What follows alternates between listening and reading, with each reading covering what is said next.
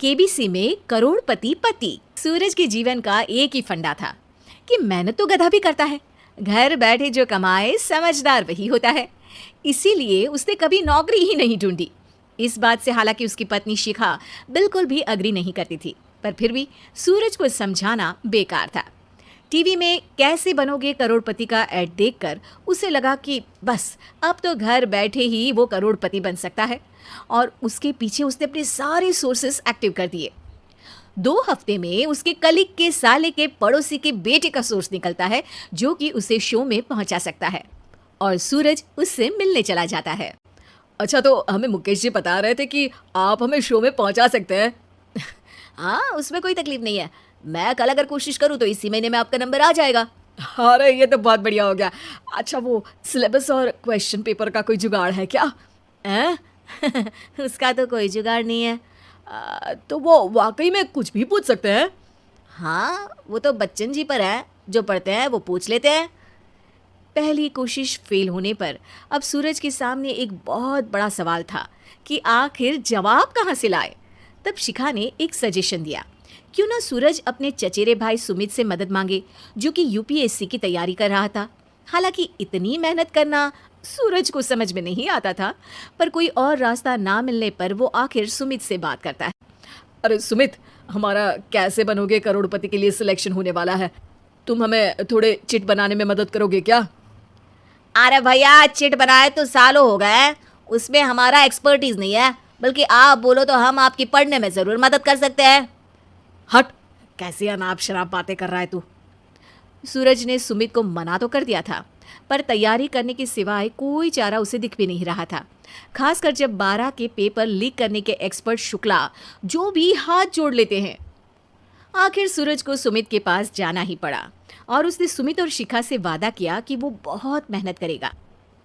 1 महीने की तैयारी के बाद फाइनल हुआ कि शो से 1 हफ्ते पहले एक ट्रायल खेला जाएगा, जहां पर सारे रिश्तेदार ऑडियंस की जगह पर होंगे और शिखा सवाल पूछेगी। दूर दराज से भी रिश्तेदार आकर हाजिर हो गए देखने कि आखिर कैसे बनेगा सुमित करोड़पति।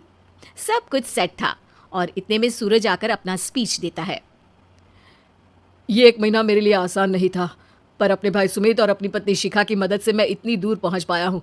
मेरे मम्मी पापा के आशीर्वाद ने भी बहुत साथ दिया है मेरा। मैं उम्मीद करता हूँ कि आज के शो में आप लोगों को बहुत मजा आएगा। साक्षी पहला सवाल पूछती है और पूरे कमरे में सन्नाटा छा जाता है। इंडिया में कितने स्टेट्स हैं? 3, सॉलिड, लिक्विड और गैस। अरे रुकिए, तो ऑप्शंस तो देने दीजिए। इतने में 5वीं कक्षा का चिंटू बोल उठता है।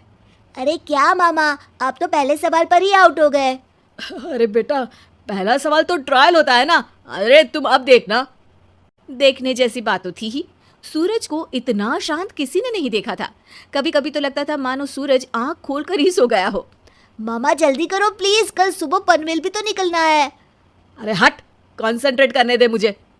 3 सवाल में 3 लाइफलाइन खत्म हो चुकी थी, और अब चौथे सवाल पर भी सूरज का मौन नहीं टूटा, पर सूरज अभी भी हार मानने को तैयार नहीं था। उधर हर कोई सूरज को छोड़ सुमित को देख रहे थे। आखिर सुमित ने ही तो पढ़ाया था सूरज को। गजब बेइज्जती है यार। अरे बेटा, तो बाप का, दादा का, भाई का, सबका नाम बुड़वाएगा। अरे 3 लाइफलाइन ले ली तो भी तेरा कुछ नहीं होना है। अरे कोई इतनी बात करता है क्या शो पर?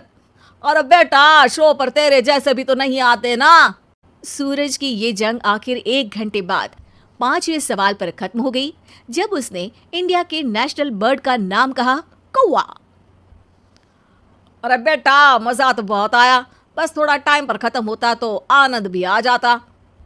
ताने बारिश के बूंदों की तरह बरस रहे थे, और सूरज को भी समझ आ रहा था कि ये करोड़पति बनना शायद उसके बस के बाहर की बात है, पर वो आखिर ये बात मान कैसे लेता। वो सख्त लौंडा जो ठहरा, उसने सोचा कि बेइज्जती तो हो ही चुकी है, पर अगर मैं हार नहीं मानूं तो शायद कुछ हो सकता है। शिखा तुम देखना, असली शो में आग लगा दूंगा, आग। करोड़पति बनूंगा मैं। हाँ, सब्जियां खत्म हो गई है घर पे, ले आओ। पहले पति बन जाओ, फिर करोड़पति बनना। अरे गजब बेइज्जती है यार। बेटा, अभी तो घर पर ही हुई है, 1 हफ्ते में तो तुम देश के सामने करवा कर आओगे। वैसे जब टीवी पर जाओ ना तो बस अपने मम्मी का ही नाम लेना, ठीक है? कोई पूछे तो बोलना कि पापा नहीं है मेरे। अरे पढ़ाई की, पेपर निकलवाए, इतने सारे लोगों को खाना खिलवाया, क्या फ़र्क पड़ा? इसीलिए मैं कहता हूँ कि मेहनत तो गधा भी करता है, घर बैठे जो कमाए वही सिकंदर। लेकिन मामा, गधे भी जानते हैं कि हमारा राष्ट्रीय पक्षी मोर है।